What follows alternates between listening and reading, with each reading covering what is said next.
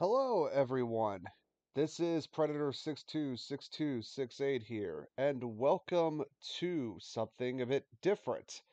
Yes, as you might imagine, this is not a new Let's Play or live stream or whatever.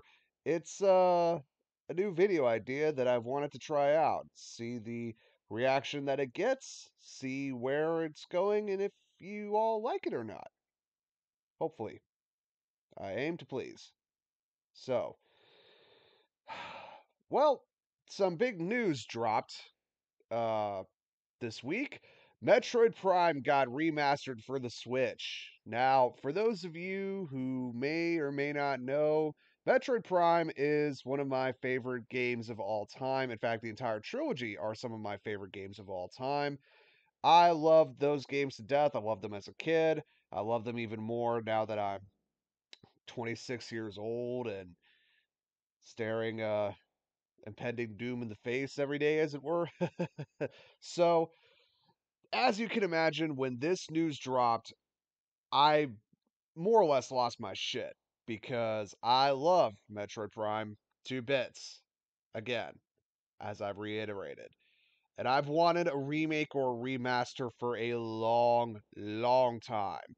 Unfortunately, though, I don't have a Switch, and I don't know how you necessarily Let's Play off a Switch. And even then, the first Metroid Prime game is a is a bit of an endeavor. I mean, that game, even a good solid playthrough of it takes 8 hours or so for me, even if I could like speed run it through everything. So me trying to explain it and the Let's Play curse and all that, I I I wish I could Let's Play it for you guys. I really do wish I could, but I can't.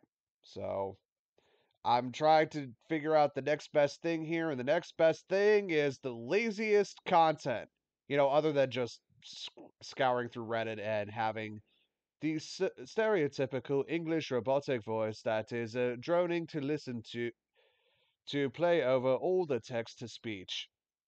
That sort of thing. And that is you guys just staring at a screen with a tier list in your head as I go through and ramble on about, well, topic X or topic Y.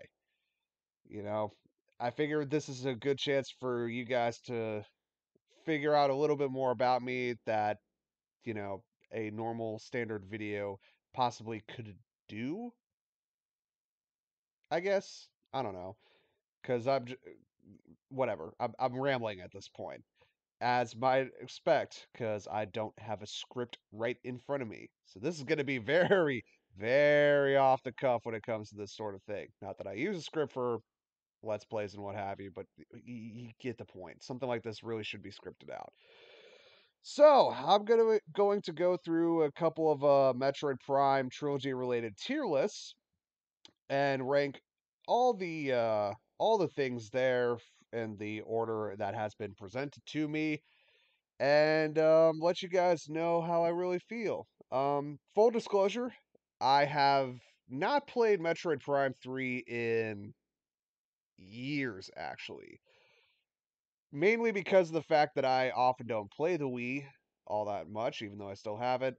And even still, I don't have the controllers because they are both very, very expensive and very, very fragile. They are the kind of ones where you just leave batteries in there for a week and you might as well just throw it out and buy a new one, which is stupid. I don't know why batteries always corrode so bad in Wii remote controllers if you leave them in there for longer than 2 weeks, but that's the case, and I hate it. So I haven't played Metroid Prime 3 in a couple years because of it, nor have I played the Metroid Prime trilogy on the Wii with the updated control scheme that Prime 3 used for Metroid Prime 1 and 2. So I know there are some people out there who say, well, it's better in the trilogy edition if you're going to rank it there. And I'm sure that's the case. I know the trilogy edition did revise some things, but let's be clear here. These are just this is just going off of memory, off the top of my head, and with nothing regarding the Prime trilogy there as well. So those are the ground rules established. Um, As for this tier list, this is a ranking of all the items. not weapons, not abilities, items in the Metroid Prime series across all three games. And as you can see here, these just use the item images, but thankfully I have a very good memory, or at least I propose that I have a very good memory. It'll be a crapshoot as to whether or not I can actually put that into practice. And I am going to be ranking all of the items here from, well, obviously, on the tier list. Now, what am I looking for when it comes to the tier list is a couple things. One, how useful the item actually is throughout the game. Two, how well I actually like to use how much I two how well I actually like to use the item. As you can clearly see, I'm not in the best position to English today, so forgive me very much so. And I guess that's it. Just how useful the item actually is and how much fun it is to actually use. Because just because an item is useful doesn't mean it's actually going to be very fun to use.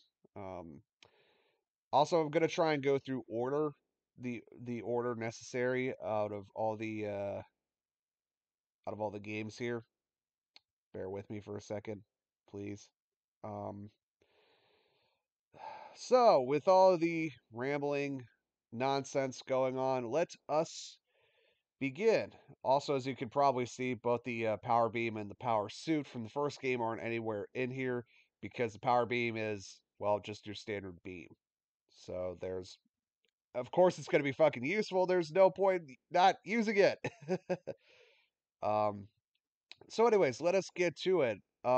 Starting in order from the items you acquire from the first game, we have the missile right here that you get in the first, and it's more or less the first item you get in every single game. The handy missile launcher. You get it in the first game after you beat the Hive Totem. It's the first item you get back in Metroid Prime 2 after you defeat the little dark splinters near the GFS Valhalla, and it's the first item you get in Metroid Prime 3 on the Olympus, I think it was. Um, Obviously, it's going to be an S tier because the missile launcher is just so infinitely useful. I mean, it does a hell of a lot of damage for what it is. Okay, maybe not a hell of a lot of damage, but for dealing with tougher enemies, you are going to be using missiles quite a bit, and you do get plenty of ammo. I think the cap is always 255 missiles throughout every single game, regardless of any changes. You always have the option for 255 missiles at any time, which gives you a lot of stuff. They open doors. They destroy environmental hazards that you need to get through. There, I mean, it cannot be overstated just how useful the missile launcher actually is in these Prime games, or really any Metroid game. You're going to use missiles a lot of times, and you'll always get pickups for them. So there's no point in not using them unless you just really have very bad ammo economy on hand. So yeah, the missile launcher is S tier. Obviously, I mean it's what more can you say? Next up is the good old fashioned morph ball, another staple of the Metroid series in general. You know, and the morph ball is incredibly useful in all these games, as you might imagine. It lets you go through all the little nooks and crannies and uh places you may not be able to reach, places you may not be able to go. It's just going to be one of the main things. In fact, you're probably going to spend a good 25, maybe 50% of the game in morph ball mode the entire time. Here's a caveat though. I don't like using the morph ball at all. I've never liked it when you've had to use it in any of the games for two main reasons. One, the controls for it are not good at all. The controls for the morph ball just suck to use because it is very clunky, and especially when you're dealing with locations or puzzles or what have you that require very precise levels of movement, you just can't get that. It's far too cumbersome to actually use. The other reason is the camera angles sometimes. The camera angles when you are in morph ball mode, depending on what terrain you are going through, are absolutely terrible. It's like old school Resident Evil fixed camera angles, but infinitely worse. Um, there are plenty of times where you are just reliant on the camera, and you have to basically more or less take a leap of faith in order to get through the puzzle. And most of the time, that's not going to happen. So, as infinitely useful as the morph ball is, because for exploration and everything, it's not very good. So it's an S tier. It's an S in terms of usefulness. It's a D in terms of actually being enjoyable to use. So we're gonna have to put it in the middle and put it into B tier. Next up is the charge beam, which, like the missile, also gets into the S tier. I mean, the charge beam is again one of those incredibly useful items you're just not going to let go. Now, it's only an item in the first game. Uh, for Primes 2 and 3, you basically just have it and you don't actually get to acquire it. So it's only an item in the first game. But even still, it is another incredibly useful tool because it does just as much damage as a missile. It can be used for any beam weapon. It can be used as a little tractor cannon in order to pull in health pickups and missile pickups and power bomb pickups and any sort of pickup that you could get. It has a little thing so you don't have to physically go over and touch it. It's great for bosses. It's great for dealing with some enemies. With certain beam combos, it's mandatory sometimes having the charge beam there. So, you know, of course it's going to be S tier. It's just that infinitely useful. Next up are the morph ball bombs. It looks like yes, that is the morph ball bomb right here. And again, this is another one of those things where they are infinitely useful. Some bosses do utilize having you to go into morph ball mode and drop bombs. You get three of them at a time. They regenerate very fast. You use them for puzzles with regards to morph ball jumping. But again, it's just not a very enjoyable thing to use. Unlike the morph ball, because two reasons. One, when it comes to the morph ball, like I said, the controls just suck. So trying to do precision anything with it is going to be terrible. And the morph ball bombs are no exception sometimes. Sometimes there are just morph ball bomb moments where you're gonna, need to do a very precise thing, and the controls are just like, nope, that's not how we do it. I just don't want to respond.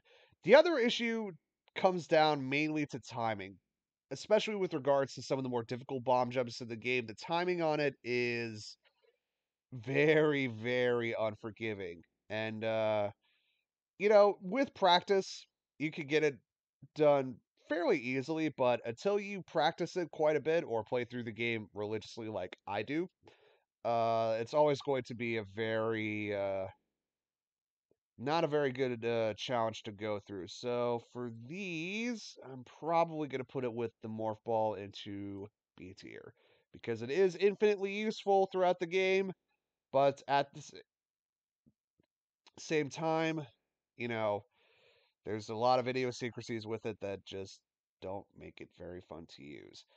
Next up is the Various Suit, which gets itself into, once again, the S tier. I mean, it's very hard to deny it. Now, again, it was only available in it was only as a pickup in the first Prime game.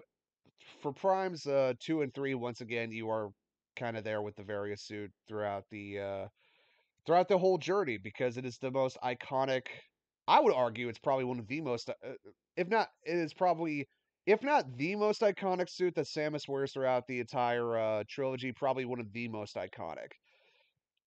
And it is very helpful compared to the power suit from the first game. It resists heat, which is going to be very important when you're going through Magmore Caverns, which is all hot because if you try going through the power suit, you're just going to take damage from the heat and you're going to die. So infinitely useful there. Very classic design. You know, it's kind of hard. Again, it's kind of hard to overstate just how good it actually is. So so yeah, there is that.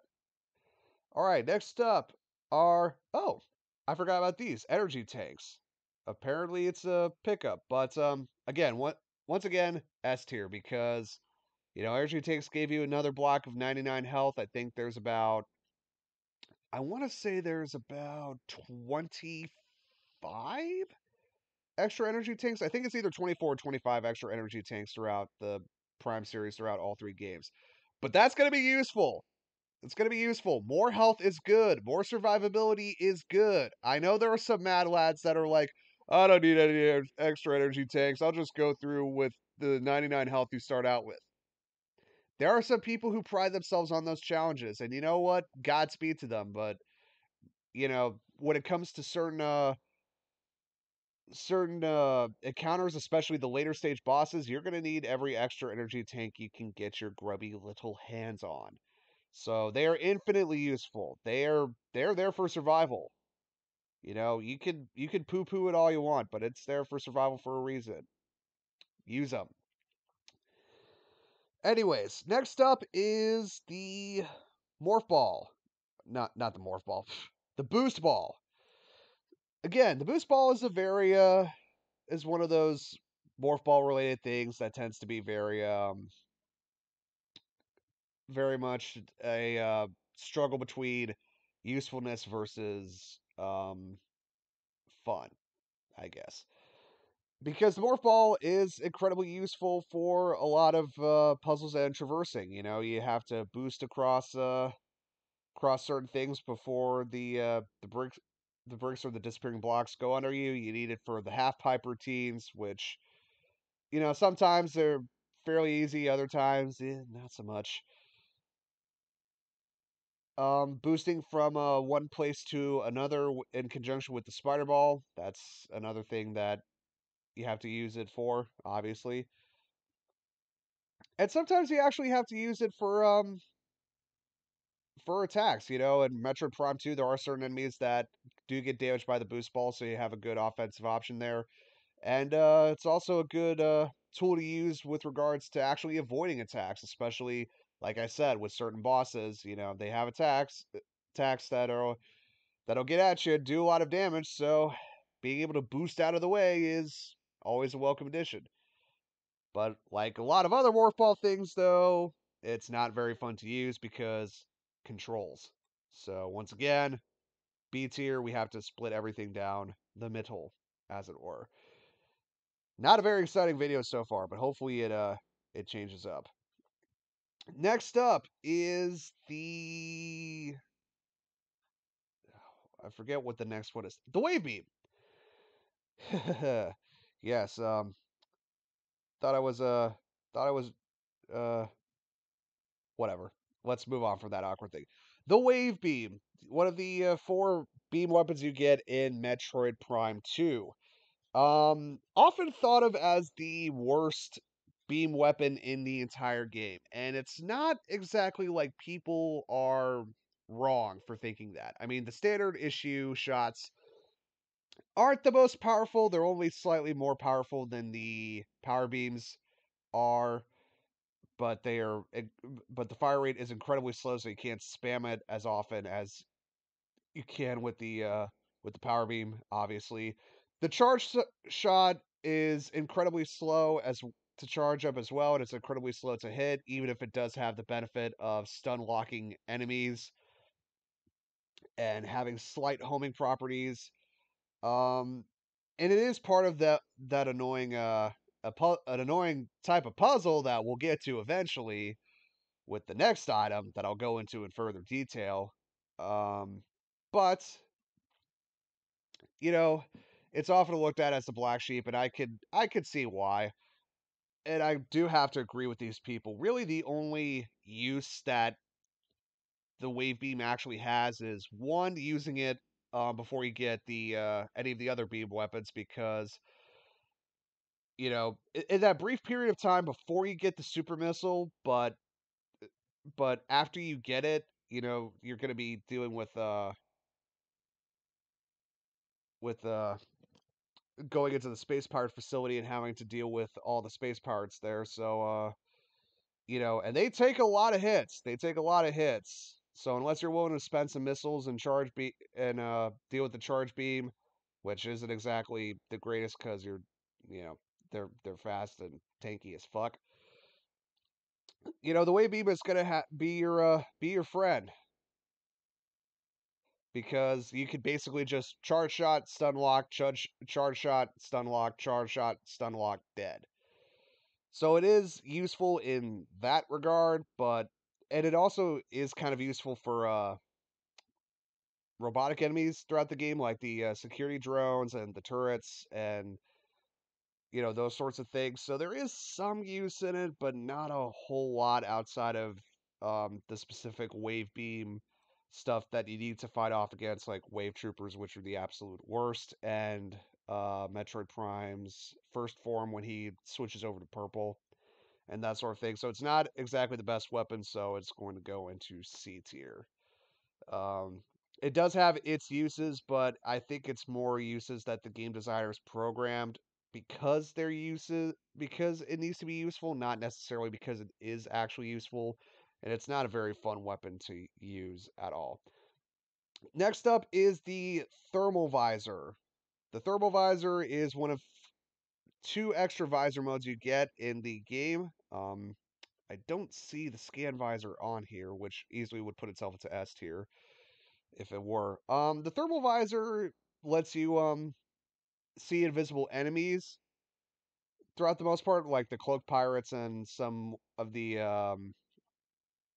like the pirates tend to be the big thing with it.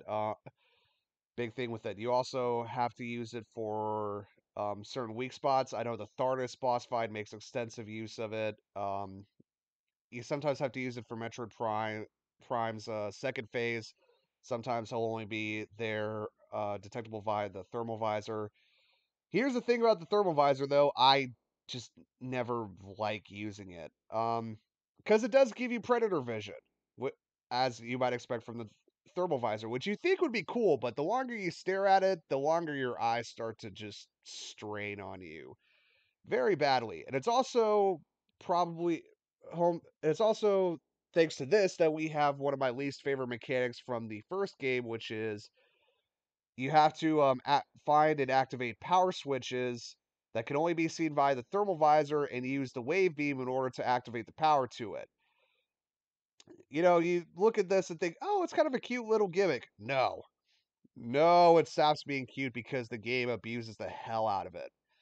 For two reasons. One, sometime the hit detection on it is really, really weird. I know it's probably fixed in the Trilogy version, but in the original GameCube version, the hit detection on it is weird. You think you can get a perfect hit on the thermal visor or on the switch, I should say, but then it just doesn't activate for some inexplicable reason, and the game just utterly abuses it in the worst sections. The absolute nadir of it has to be the Crash Space Pirate Frigate. When you're going from the Talon overworld to the Faison mines for the first time. Holy Jesus, I fucking hate that section because you are just spending it in Predator mode for the majority of the time trying to find every goddamn switch before you can open the next door to go through.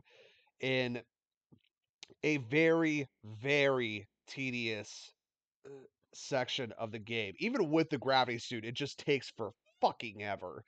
And I hate it because of it. So I will easily put it in the D category because there's really nothing outside of a couple uses, it's not really useful for the most part. And what useful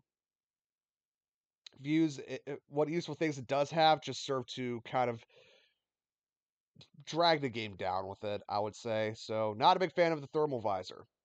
Although, I think I did miss this, which you actually do get before the thermal visor, the super missile, which goes straight into S tier. Woo, what a surprise!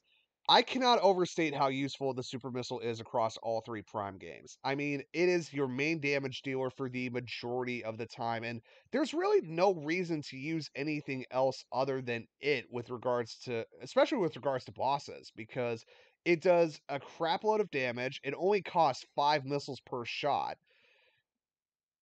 It has a decent rate of fire. You know, it is a bit slow, so you have to wait for the cooldown, but it's still not nearly as bad as the other beam combos that you get throughout the series.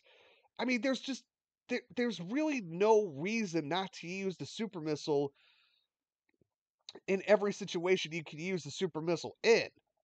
It's just that good. And you also need it, and there are a couple of environmental things that you need to use the super missile for as well. Most of that is just grabbing, missile expansions and energy tanks, but it's still there. So again, S tier for the super missile. Don't understand why you wouldn't use it all the time. Really? You you weirdo? Oh, I keep jumping around here. Should tell you how shot my memory is. Space jump boots. Once again, S tier. Because double jumps are incredibly useful for traversing and stuff. Double jumps are also incredibly useful for dodging out of enemy attacks. I cannot express how good the ability to double jump actually is. It makes the game infinitely easier, and it's kind of necessary in order to progress it. Plus, double jumping is just fun. So, there you go. Space jump boots. Get yours today. Offer and restrictions may apply. Okay, next up on the list is the Spider Ball. The Spider Ball. Once again, it falls into the Morph Ball category of it's necessary to get through, especially get through the later stages and get power ups and stuff like that, but the controls just are not conducive to it. I think the Spider Ball more than any other Morph Ball mode or Morph Ball power up, I should say, really exemplifies my hatred because the clunky controls and the weird camera angles on the Morph Ball are bad enough, but when you get to the Spider Ball, ugh, it is amplified so much more. I There are certain sections in Prime 1 and 2, especially when you're trying to get power ups for 100% completion, that involve the Spider Ball and the camera angles associated with it and the weird tank controls where, you know, it's at that very fine edge where, as soon as the camera angle switches, your control switch as well, the old Resident Evil problem. That's always fun, right? Uh yeah, I it's only because of its ubiquity that it's in C tier. Otherwise, I would easily put it in B tier, down below in D tier because I hate the Spider Ball and everything associated with it. It is just terrible, but I can't deny that it's useful. I really can't. So, okay, next up is the Wave Buster Beam combo. I know technically you can. It's not really a matter of can you get it before the Ice Beam because you can get it at any time. And I know some people like to get it after the Ice Beam when they've got a bit more missile expansions in their repertoire and they've got the gravity suit to get out of the water quicker if they ever fall into the room that it's in. You know, but anyways, my tier list, by rules, what have you. So there you go. Anyways, the Wave Buster combo. Ugh. Oof. I can't really say that it's 100% useless, but I also can't say that it's 100% good either, because what the Wave Buster does is an initial shot. The initial shot costs 5 missiles, and then you get a missile tracking down for each, and it basically just lets out a giant electric beam that can home in on enemies at a very short distance, which would sound really cool. But the problem is that the ammo economy just goes down the fucking toilet when you use this thing. It eats through your missile supply really fast. Even if you have the max 255 missile capacity, it chews through it like nobody's business. And oftentimes it's kind of a waste because of it. Because like I said, super missiles are infinitely more reliable um, at the end of the day because of it. The Wave Buster is kind of cool, just from a perspective, but even if you kill one enemy with it, it doesn't automatically lock on or track to the other enemy. So you're just kind of wasting it. So unless you have exceptional timing, there's really no point in using it.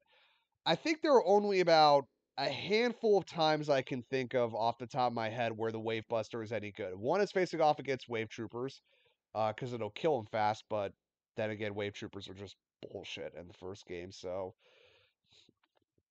even then, it's kind of one of those damned if you do, damned if you don't sort of things where the Wave Beam and everything associated with it just isn't that good, which is why Wave Troopers are such a pain to begin with. Facing off against Metroid Prime's first form and his when he turns purple, uses the Wave Buster is actually a uh really good weapon to use in order to get him switched over to the next stage and do a ton of scratch damage to him if you can get close enough, that is, which isn't exactly the best. And surprisingly enough, the fight against Meta Ridley is also a really solid way to use the really really solid thing to use the Wave Buster against, because it'll just track on to the weak point on his chest. Dear God, I cannot English to save my life during this moment. It'll just track onto it and drain his health like nobody's business. In fact, I think there was a glitch in the original NTSC version that ended up getting patched out where if you just used a Wave Buster on Meta Ridley, you could just down him in like 30 seconds. It was stupid. But even with the glitch patched, it's still a very effective weapon to use against him just because of how much damage it does to him. And sometimes super missiles can get blocked by his movement. Sometimes it doesn't track, but the Wave Buster is really good against him. Other than those oh, and also when you get to the Chozo ruins after the plated beetle boss fight, when the plated beetles start to spawn, one thing I like to use is the Wave Buster against it, because after they do the charge attack, if you just Wave Buster the weak spot on their abdomen, they just go down in like 5 seconds or so. It's it's honestly really really fun. But other than those certain situations, I can't think of any other position where the Wave Buster would be infinitely useful. So I'm gonna put it in C tier because of it. Moving on.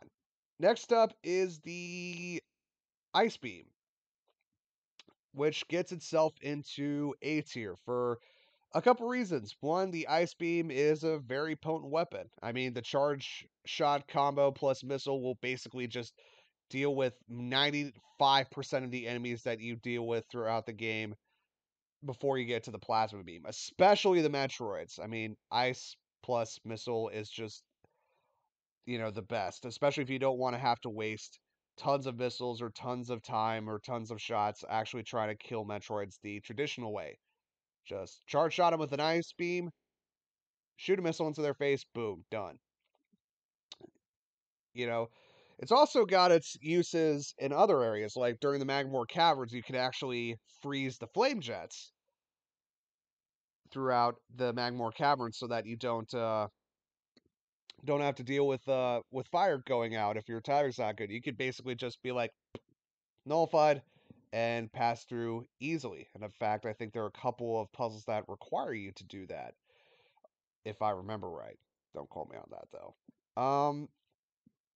So yeah, infinitely useful. I think the only thing that lets it down is that one, the normal shots don't deal the most damage, and with the normal shots, it has without a doubt the slowest rate of fire of any of the beam weapons in the first Prime game.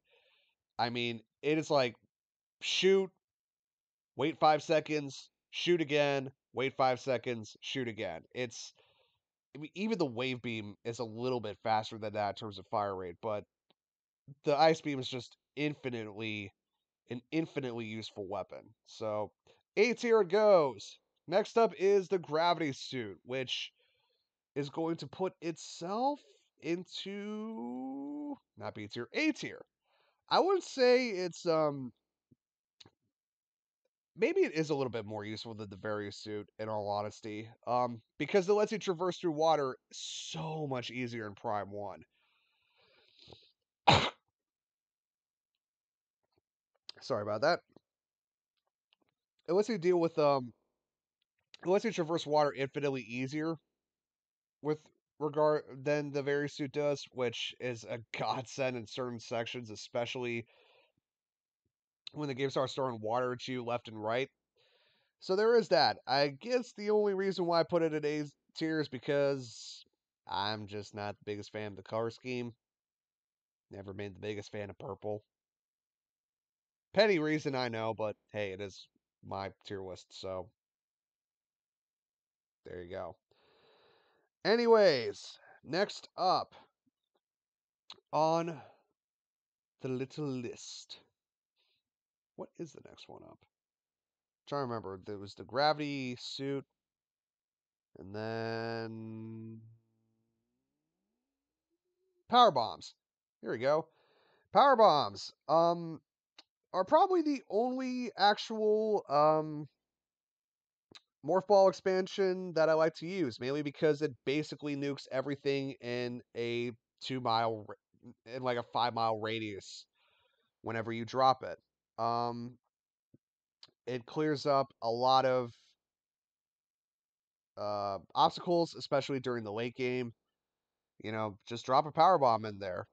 It does surprising amount of damage to certain enemies. If you ever want to get rid of Metroids fast, especially if there's multiple ones, just drop a power bomb in the middle of it, and it'll just nuke them all, no problem whatsoever. Especially if they latch onto you, just drop a power bomb there. The only downside is that they are limited in capacity. It's not like the standard morph ball bombs where they regenerate over time. No, once you use a power bomb, you have to get a power up with it. Although you can get more power bombs via expansions, so not all bad, all things considered. So it goes itself into A tier. Look at that. Morph balls actually managed to get some love. And it's the simplest, stupidest thing that my monkey brain actually likes. Go figure. Next up on the list, I want to say is the is it the grapple beam? Fuck it, I'm gonna say it's the grapple beam. So the grapple beam lets you swing across like Tarzan boy, across chasms and everything. It's an infinitely useful movement tool to have in all of the Prime games, and you are going to use it quite a bit. And there is some fun to be had with it. I just think that, you know, there's two things. One, if you're prone to motion sickness, using the grapple beam is not going to help your condition whatsoever. Shame, really. The other thing is just that, again, like other movement based things, Morph Ball especially, there are certain sections where it's just kind of like, man, you really got to get the timing down. And it, depending on your patience level, that's either fun or frustrating. So I guess this is probably the most your mileage may vary item out of this all list. Out of this whole list, for me, I don't hate it. I don't have any fondness for it either, so I'm just gonna put it in B tier. I'm not gonna deny the usefulness that it has. I just think there are certain sections where it's like, come on, Retro, really? You had to do this? Okay. Next up on the list, I want to say is the X-ray visor. Again, sticking with Prime One here. The X-ray visor lets you see through certain things. It also lets you see through certain platforms. If you're fighting Chozo Ghosts, it's the only visor that you have that'll consistently track the little bastards. It's the only visor you can use when the Omega Pirate turns himself invincible in the boss fight, and it's also the only, and it's all not the only visor, but it's also something that you're gonna have to use in Metroid Prime second form when he turns invisible, because sometimes he'll only be tracked by the X-ray visor, not the thermal visor, so you got to keep that into account. Um, Unlike the thermal visor, outside of a couple of invisible platforms, which aren't exactly that difficult to have. I mean, they are a bit annoying, but I'm not going to say that they're anything like the thermal visor's stupid wave beam power switch puzzles. There's no really annoying gimmicks with the X-ray visor that cripple the pace of the game.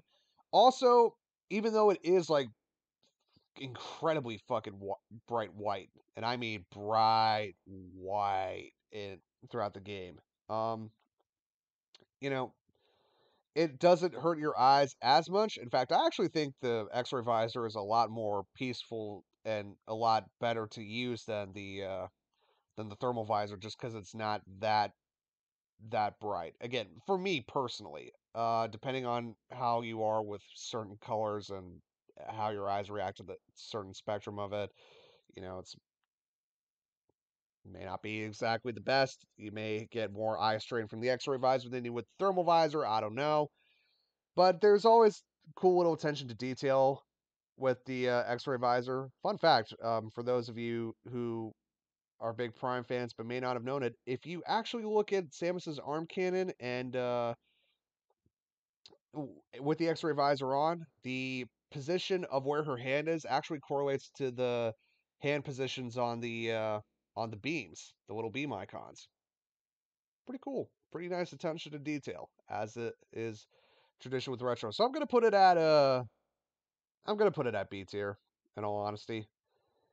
Okay, next up on the list is I want to say the plasma beam. In fact, I'm almost certain it is the plasma beam. This is the Metroid Prime 1 plasma beam. The Metroid Prime 3 plasma beam is a completely different animal. Um, Easily S tier. I mean, it's hard to deny that the plasma beam is just the best thing in the entire game. Beam in the entire game. A charge shot will basically one shot almost everything once you get it. A couple normal shots will kill enemies in like 15 seconds flat, depending on the enemy. It's incredibly powerful. It fires incredibly fast. You could use it to melt ice in the Fandrana drifts in order to get at items and stuff. I mean, there's not a what I mean the plasma beam basically just becomes the I win button once you get it. There's no other reason to use any other beam besides maybe the power beam to use super missiles, but eh, super missiles and the ice beam to use against Metroids. But it'll just fucking dominate everything once you get your hands on it. I can't express how good it is. So the plasma beam is easily an S tier. Okay, next up on the beam combo spectrum is going to be the ice spreader, which you can get at any time. The ice spreader does have its good points. I mean, it can freeze a large contingent of enemies if you use it. So if you need a good get out of jail free card, it's always there. It costs 10 missiles per shot, which is double that of the super missile, but that's not bad, especially compared to the Wave Buster and the other one I'm gonna get to. Um, but again, outside of freezing Metroids in tandem or like large groups of Metroids, or using it against Prime's first form when he turns white, or big clumps of ice troopers, I've never really had a reason to use the ice spreader all that often. I'm not saying it's a bad option. I'm just saying that off the top of my head, there's not a whole lot of scenarios I can think of where it's the better than super missiles or the plasma beam. So, but it still has its uses and it's still kind of fun to freeze everything. So I'll put it in B tier. The flamethrower.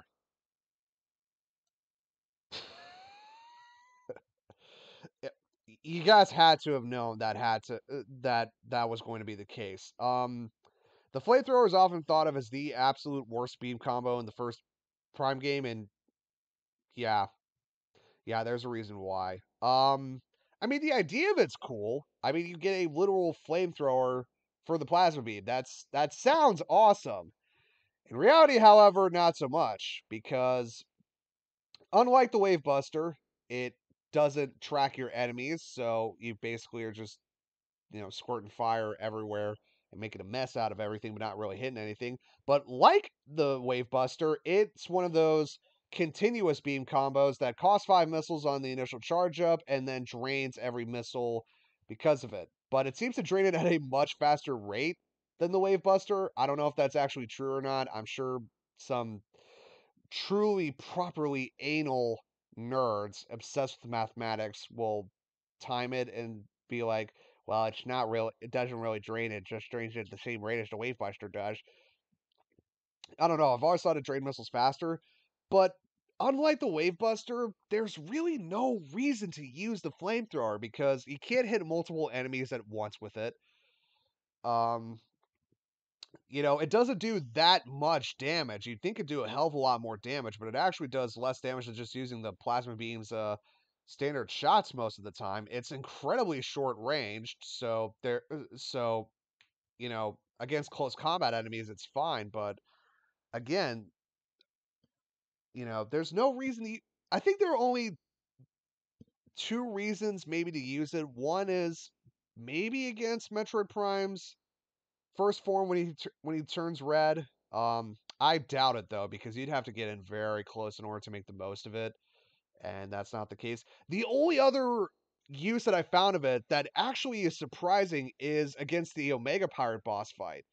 You do have to get in close to use it, which does suck. But when he holds up his hand for the shield that absorbs everything, if you use the flamethrower against that, it'll actually completely negate the shield and do some damage against him. That's the only purpose where the flamethrower actually becomes useful. Every other time, though, it's just there to waste space. And I know a lot of people are probably going to say, well, in the Metroid Prime Trilogy version, if with the Wii Remote's control scheme, you can actually use it as the flamethrower because you're not limited in your movement. I'm sure that's the case, and if that is the case, you can easily bump it up another tier. But man, it's just no, just no. I'm sorry, man, no. Next up is the final power up of Metroid Prime 1, and that is the Faison Suit, which easily gets itself into A tier. I mean, the Faison Suit does have plenty of things going for it. It looks really cool. The red and black color scheme is very stylish indeed. It does let you resist against Phazon, which, one other hazard not to be hurt by, especially because Phazon hurts like a bitch. So it's very good. Of course, the game decides to be an asshole and throw a curveball with red Phazon, which will still damage you regardless of if you got the Phazon suit or not. Thanks a lot for that, Retro. The only reason it's an A tier is simply because you get it after the Omega Pirate boss fight, and aside from, artifact hunting, there's really not a lot of opportunities to take full advantage of the of what the Phazon suit can offer, because at that point, once you collect the artifacts, then it's just down to the impact crater, and that's game end at that point. So shine, really. Um, next up is the Prime 2 items. Anything that wasn't covered in Prime 1, we'll cover with Prime 2. Prime 2. So all the Prime 1 weapons that are carryovers in Prime 2, I've already covered those in the context of both games, so, you know, bear with me. Please bear with me. I am not the most you know, whatever. Anyways, this is such a great video, is it not? Just listening to some asshole rambling on and trying to figure out his train of thought with nothing to prepare himself for it. It's always nice. Anyways, first up is the Dark Beam, which gets itself an A. The Dark Beam is, again, pretty useful. It kind of looks like kind of has the same model as the Ice Beam, but it fires infinitely faster than the Ice Beam ever did, so you can use it for spamming shots quite a bit. It has the charge shot has the same freeze function as the ice beam does, even if isn't instantaneous. It takes like about 2-3 seconds for it to actually quote unquote freeze an enemy in place. Very useful against certain bosses, especially in the light world. The only reason it's an A tier is because, and it's not because of its fault, it's because of the fault of what Retro decided to do with the freaking ammo counter in Metroid Prime 2. For those of you who have not played through Metroid Prime 2, for some reason, I don't know why, but for some inexplicable reason, Retro decided it would be a brilliant idea to have it to where both of your beam weapons, both the light and the dark beam, used ammo. And charge shots cost 5 ammo each, and the charge beam combos cost a whopping 30 ammo each. Yes, you could get beam ammo expansions throughout the game, and they were infinitely useful, but it still only gave you 250 of both, kind of like missiles. But unlike missiles, you know, you still had some things that use quite a lot of damage or ammo, I should say. I don't know why Retro decided this was a smart idea. I kind of don't want to know what they were thinking of when they thought it would be a somewhat smart idea, but it's not. It's stupid, and it really does hurt the game a bit and give it, the sense of artificial difficulty, which is what a lot of people criticize Metroid Prime 2 for, is that the difficulty feels artificially inflated and it feels like it's limiting the player rather than actually being a challenge. I'm not going to get into that debate. If I ever do a let's play or a video on Prime 2, I'll go into my thoughts deeper on it, but you know, it is one of those things. So, the Dark Beam, A tier. Next up is the opposite of the Dark Beam, the Light Beam, which lands itself into A tier. The Light Beam kind of acts like the Plasma Beam in Prime 2. It sets enemies on fire. A charge shot will instantly disintegrate everything. The only downside is that it fires slower than the Plasma Beam ever did. You can't necessarily rapid fire spam shots with the Light Beam, but it does have its uses, especially in the Dark World. Good golly, it has its uses in the Dark World, especially when you get to use it to supercharge the crystals and the beacons to basically just have an instant kill zone around you that just fries enemies to any enemy that steps near it. That's always cool. But again, the ammo mechanics limited, so it's on the list. Next up is the Dark Suit, which gets itself A tier ranking.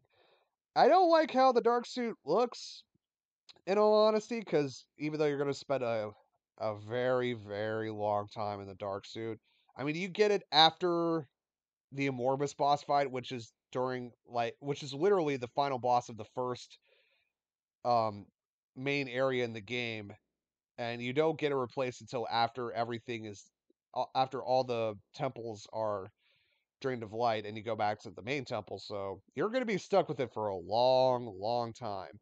But what the Dark Suit does is basically just negate the damage dealt by Dark Ether's toxic atmosphere.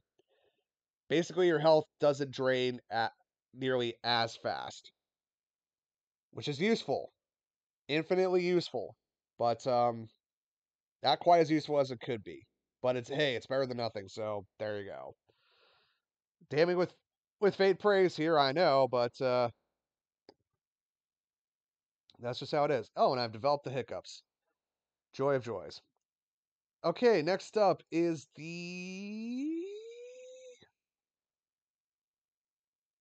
I think the gravity boost is the next one up. And the gravity boost basically there's no gravity suit in Prime 2. It's basically just a gravity boost, and what it does is that it improves your mobility underwater, and it actually lets you have the ability to have a little kind of third jump kind of like if you've ever seen me play Destiny, kind of like the Titans the Titans lift ability. It kind of does that but underwater, but it only does it underwater. And really the only underwater sections are in the Torvus Bog.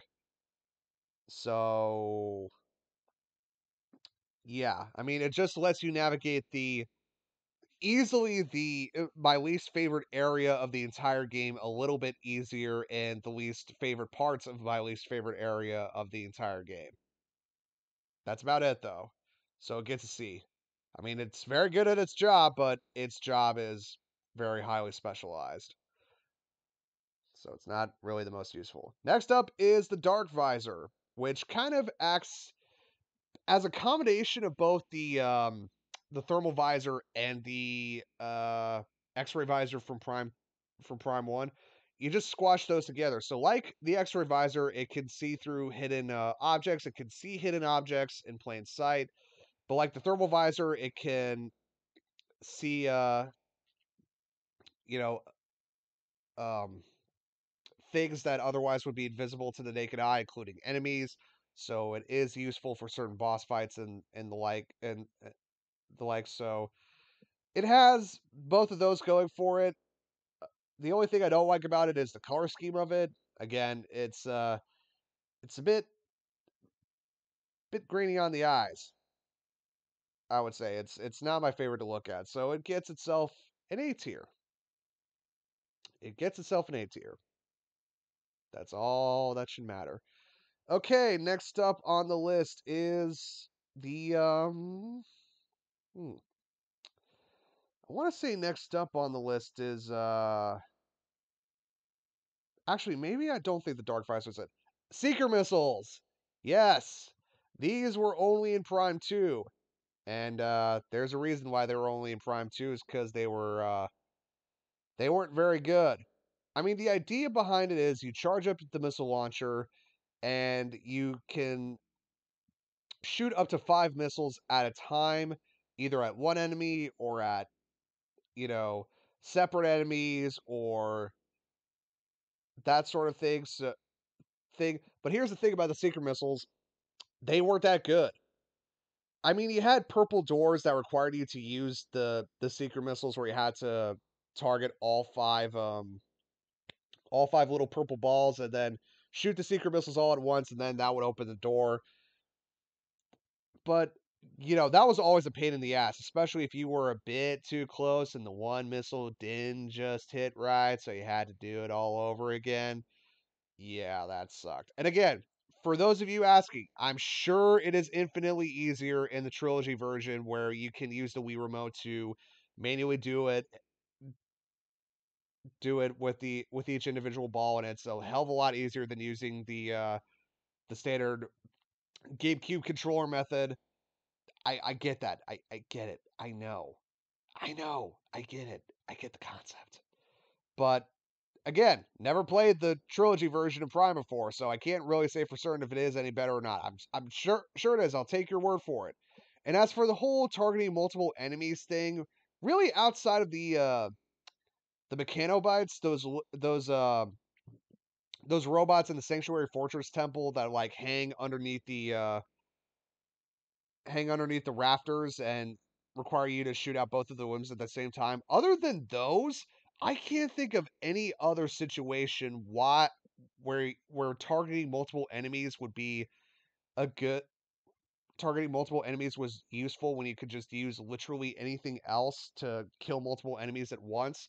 And even if you want to use like 5 missiles at once on one target, just use a super missile. It's going to do a lot more damage in the long run. So yeah, no surprises there with the seeker missiles. Next up is the beam combos in the game. First up is the Dark Burst. Basically, what the Dark Burst is it's the beam combo for the Dark Beam. And what it does is that you spend 5 missiles and 30 ammo to shoot a supermassive black hole. And I'm not kidding when I say that. It is a literal supermassive black hole. Um There are downsides to it. First off, the fact that it costs so much goddamn ammo is one thing. Cause 30 ammo and 5 missiles, that's pretty hard to stomach, especially considering that there may not be a whole lot of places to use it. Cause kind of a slow beam combo, and as soon as the enemies get out of the radius of the black hole, then it's over. You know, they it does absolutely nothing.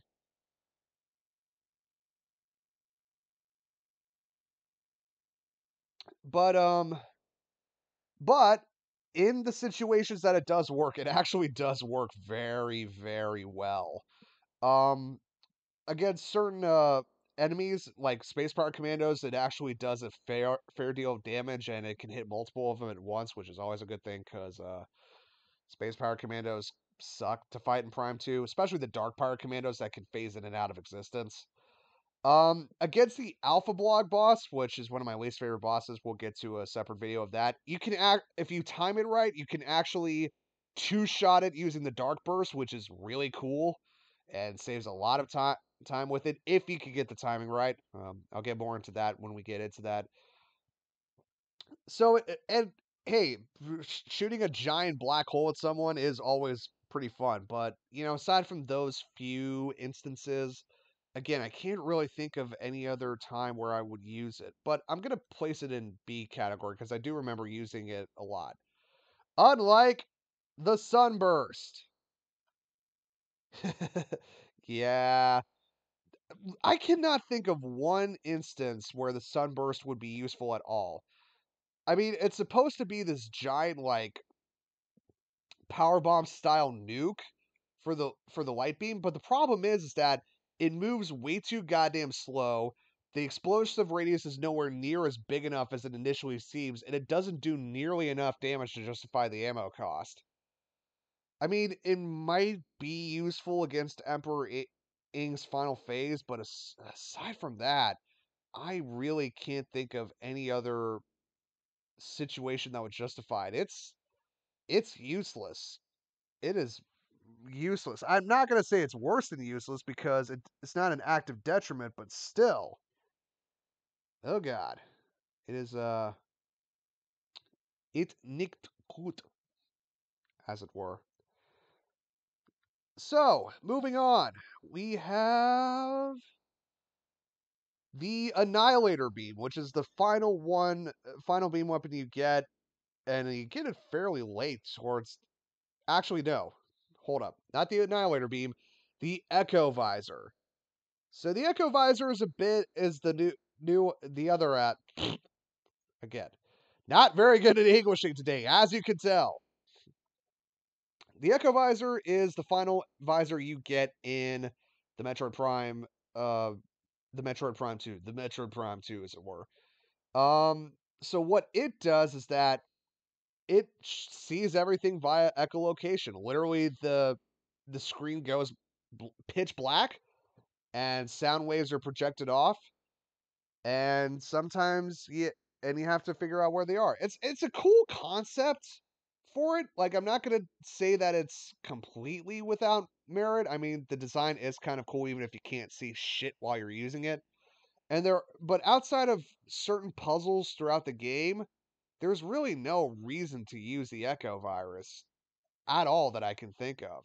I mean, outside of a couple puzzles, the Quadraxis boss fight where you do have to use the Echo Visor once, and I want to say there's no, yeah. So only the Quadraxis boss fight and the and a couple puzzles throughout the game. One of which is very annoying because one of them involves having to match sound tones to doors. There's three little things that make a particular sound, and then it transmits that sound over to a door, and you have to get the sounds in order of the door in order to unlock the door. If you're good at memorization and music theory like I am, it's no big deal. But sometimes it can get but it's another tedious thing to get a couple extra items are passed through, and yeah. So there's that. So the Echo Visor gets itself a C. At least you're better than the Thermal Visor. I know that's Stabbing by Fate praise, but still. Now we move on to the Annihilator Beam, which is actually so the Annihilator Beam is the final beam weapon you get in the game fairly late in the game actually, and it basically uses light and dark ammo at the same time. You're basically shooting giant globs of antimatter. Um, the cool thing about the Annihilator Beam is that it tracks enemies. Like normal shots track enemies, and you can just spam the hell out of them constantly. You can supercharge light sources in Dark Ether using it, where enemies not only instantly die to it, but they also get drawn into it as well. That's honestly really, really cool. A really cool thing. You do use it for a couple puzzles, particularly with the Echo Visor, like with the big doors that I said earlier. And it's a fun weapon to use. And the charge shot unleashes a big thing of antimatter that'll stun enemies. So not exactly the most inventive charge shot. I guess the only downside, besides using both light and dark ammo, is that you do get it pretty late into the game. But unlike the plasma beam, but it's still a fun weapon to use nevertheless. So I'm gonna give it A rating. And next up is the Sonic Boom, which is the beam charge combo, which uses 5 missiles and 30 of both light and dark matter. And what do you shoot? A literal Sonic Boom. Honestly, there's. I know I said the light beam is the most useless beam combo in the game, but the Sonic Boom might even be more so because you get it very, very, very late into the game, and there's not a whole lot of good opportunities to use it. But it does deal a shitload of damage. In fact, it's actually really useful against Emperor Ing's first phase when you're having to shoot the giant eye. It'll one sonic boom into the giant eye will take off like a quarter of or a third of his health bar with every shot. It does stupid good damage against it. So for that reason, it does get put into C tier. But outside of that, there's not a whole lot of good opportunities to use it. Shame, really. Okay, next up is the light suit, which is the final weapon you get in the game, and not only completely or item you get in Metroid Prime 2, sorry. It not only completely negates the um the entirety of Dark Ether's atmosphere. Like when I say the entirety of Dark Ether's atmosphere, I mean you take no damage whatsoever. It also lets you dip yourself into the water, the poisonous waters that you couldn't get into. But first off, I never really liked the design of it. It kind of looks a bit stupid to me. I get that it's supposed to be very sleek and everything, but there are certain design decisions I look at and go, man, doesn't look that good. And the other reason is that you get it so late into the game that there's really no reason for using it other than gathering Sky Temple keys, which is a shame. I think if it was in the game a hell of a lot sooner, it might be more useful and would easily get to S tier, but it's A tier because of it. Oh, I completely missed this one, the screw attack. Um, which is introduced in Metroid Prime 2. So, couple positives for the screw attack. One, you finally get a screw attack in a 3D in a 3D Metroid game, which is always fun. And it is fun to use. It'll one shot nearly any enemy it goes through or deal a crap ton of damage to bosses if you use it. It's very good for mobility purposes, and it is fun. Only downside is that like the grapple beam, um, you do have to get the timing right on it, and it does feel a little bit unforgiving if you're not 100% down on it. It does take a lot of trial and error, but unlike the grapple beam, it's fun to mess around with. So yeah, A tier for this. And now we move on to Prime 3. Yay! And I'm doing my best to say things about Prime 3 that I can think of.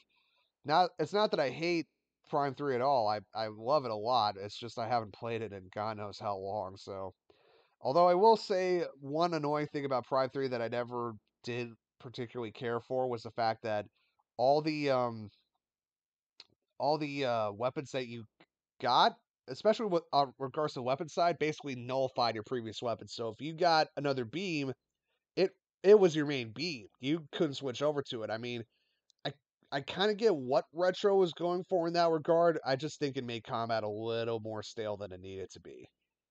But anyways, Starting off, we have the not the grapple trade, the grapple lasso. So one thing in Prime 3 that was kind of interesting is that you actually got to use the grapple beam offensively. You could like rip shields away from enemies, rip armor away from enemies. Enemies rip stuff off the environment in order to traverse it better. And you use it with the nunchuck. It's a really cool thing, and it's actually a lot of fun to use. The only trouble is that sometimes motion controls kind of screw you over. So as a result, it goes into A tier. Oh, wonderful Wiimote controls. How I both love and loathe you at the same time. Next up is, well, not really a power up. It's the Faison Beam. This is basically the main meme, main beam you get when you go into hyper mode, where you inject yourself with Faison and just destroy everything in sight. It's a fun beam to play around with, but outside of situations where hyper mode is where you kind of need to use hyper mode quite a bit, especially with regards to boss fights and everything, you know, I would use it all the time. So B category. Actually, I do kind of like the idea of hyper mode in the game, and I think there is good balance with it. Um, but for the most part, at least what I remember is that outside of a couple situations, I never really used it for much unless I was getting my ass handed to me very, very hard. Don't read that too much into that. Next up are ice missiles. Yeah. I mean, it's the missile launcher, so it's always going to be useful, but the fact that you can now freeze enemies with it is kind of cool. I guess the only downside is that now freezing enemies requires using ammo, which kind of sucks, but you know, other than that, it's gonna be useful. What more can you say? And next up is the plasma beam, because the Prime 3 plasma beam actually works a lot different from the plasma beam in Prime 1. Um, so it does still set enemies on fire, and it's still very powerful. It doesn't fire nearly as fast, but one thing it that they added in that was kind of cool, but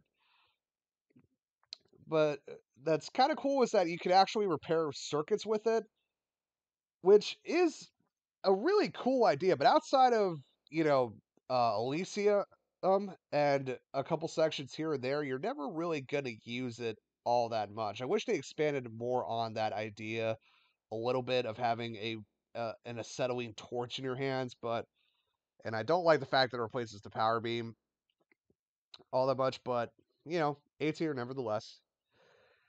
Next up is the what is it? The hyperball.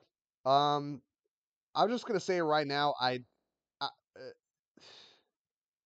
yeah, C tier. In fact, actually, all the hyper power ups, the hyper grapple, the hyper missile, the hyper ball, all go into the same tier. And I'll expand my thoughts on it. For the hyper ball.